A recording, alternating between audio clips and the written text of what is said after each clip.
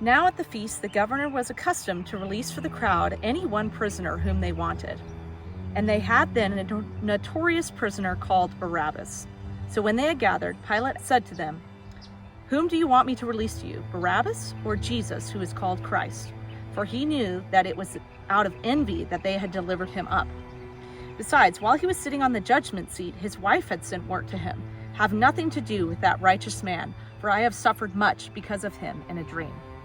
Now the chief priests and the elders persuaded the crowd to ask for Barabbas and destroy Jesus. The governor again said to them, "Which of the two do you want me to release for you?" And they said, "Barabbas."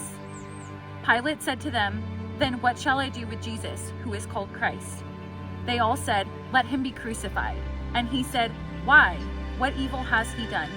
But they shouted all the more, "Let him be crucified." So when Pilate saw that he was gaining nothing, but rather a riot was beginning, he took water and washed his hands before the crowd, saying, "I am innocent of this man's blood. See to it yourselves." And all of the people answered, "His blood be on us and on our children." Then he released for them Barabbas, and having scourged Jesus, delivered him to be crucified. And as they led him away, they seized one, Simon of Cyrene, who was coming in from the country, and laid on him the cross to carry it behind Jesus. And there followed him a great multitude of people, and of women, who were mourning and lamenting for him. 2 others, who were criminals, were led away to be put to death with him. And when they came to the place that is called the Skull, there they crucified him and the criminals, one on his right and one on his left. And Jesus said, "Father, forgive them, for they know not what they do." And they cast lots to divide his garments.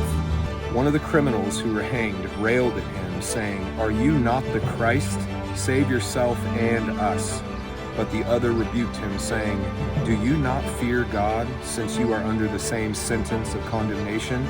And we indeed justly, for we are receiving the due reward for our deeds, but this man has done nothing wrong." And he said, "Jesus, remember me when you come into your kingdom." And he said to him, "Truly I say to you, today you will be with me in paradise." After this, Jesus, knowing that all was now finished, said, "I thirst." A jar full of sour wine stood there. So they put a sponge full of the sour wine on a hyssop branch and held it to his mouth.